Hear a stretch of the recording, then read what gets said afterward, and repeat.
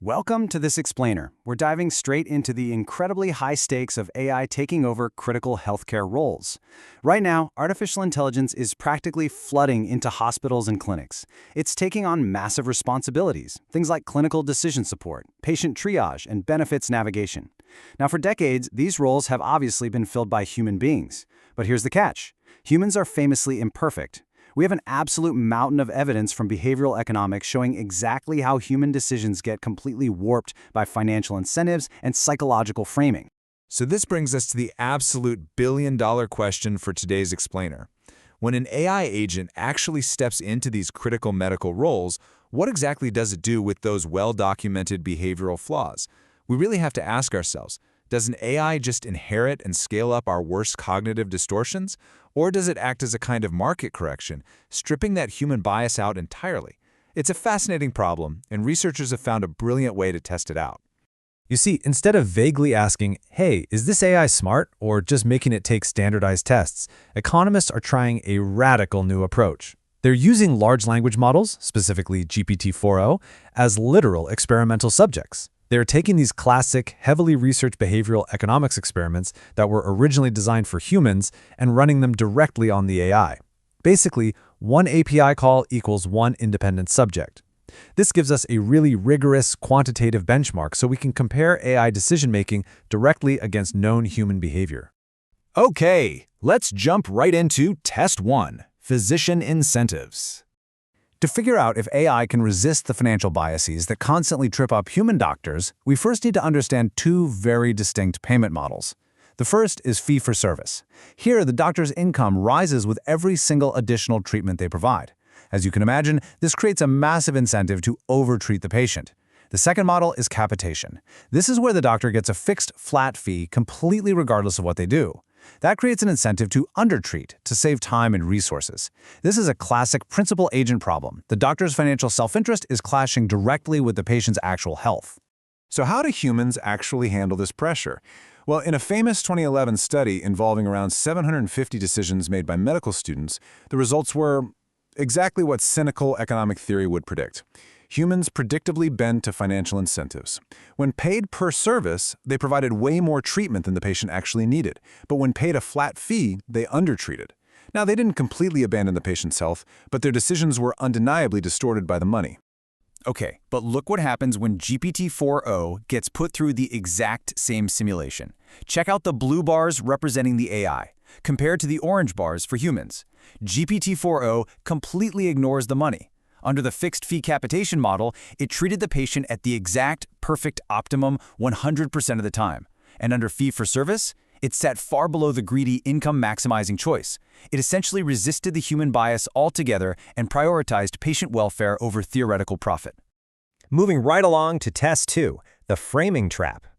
Based on that first test, you might be thinking GPT-4o is a perfectly rational saint. Well, not so fast. Let's look at a classic behavioral problem that explores psychological framing. Here's how the trap works. Subjects are told a disease threatens 600 lives, and they have to choose between a sure-thing program and risky program. The catch?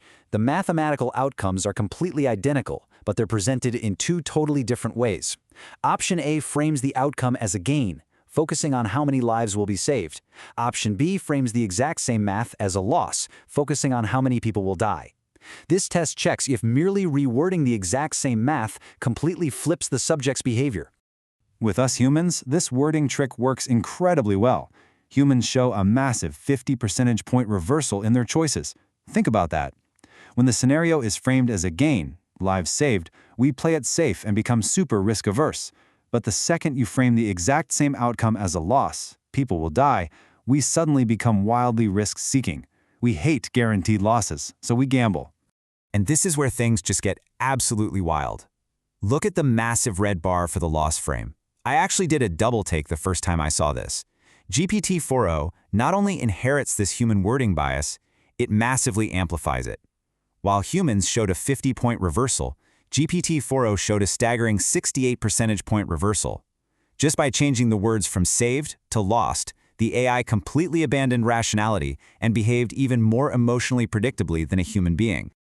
Let's see how this plays out in Test 3, Dominated Insurance Plans.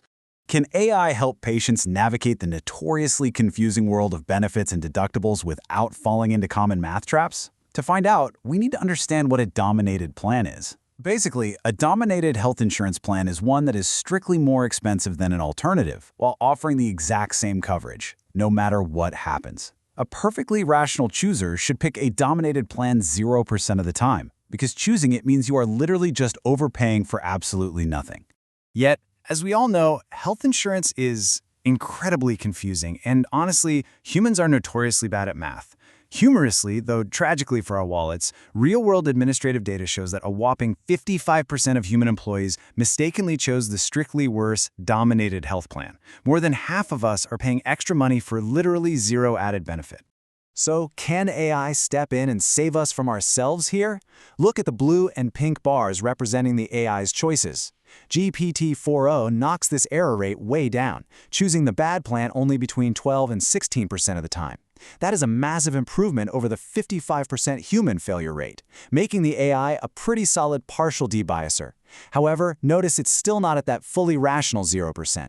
It's definitely better than us, but it still makes the mistake. Time for the Skeptic's Corner.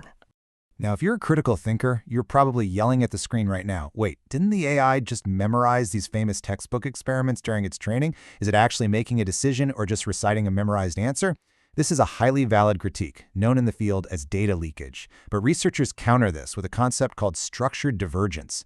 Think about it. If the AI were just blindly regurgitating a textbook, it would perfectly match the average human results. But it doesn't. It completely strips out the bias in the incentive test, it drastically reduces the error in the insurance test, and it uniquely amplifies the bias in the framing test beyond human levels. Because the AI systematically diverges from the human baseline in different directions depending on the task, it proves it's genuinely evaluating the prompt and deciding, not just recalling old data. Bringing us to the final AI verdict. Let's pull all this experimental data together to synthesize exactly how AI thinks compared to us, and what this actually means for the future of medicine. Look at this summary table here. When the task involves explicit value comparisons, like calculating the mathematical optimum for patient care or finding the absolute cheapest insurance premium, GPT-4o is hyper-rational. It actively resists human financial bias. But when the task relies on welfare-irrelevant word manipulation, like simply changing the word saved to lost, the AI's rationality falls apart entirely, and it becomes even more biased than we are. The major takeaway here is actually profound. An LLM's rationality is incredibly task-specific, not global. We really need to stop thinking of AI as either a universal, infallible genius or a totally broken, biased machine. It's highly rational when crunching numbers and optimizing transparent values, but it is deeply, deeply vulnerable to the subtle psychology of language and framing. Which leaves us with one seriously critical question to ponder. Knowing the AI possesses this extreme, almost superhuman mathematical logic, but also suffers from a surprising vulnerability to simple wordplay, are we truly prepared to let AI make our life-altering medical choices? As these tools enter our hospitals, knowing exactly where the machine is rational and where it is easily manipulated might quite literally be a matter of life and death. Thank you so much for joining me for this explainer, and remember, keep questioning the data.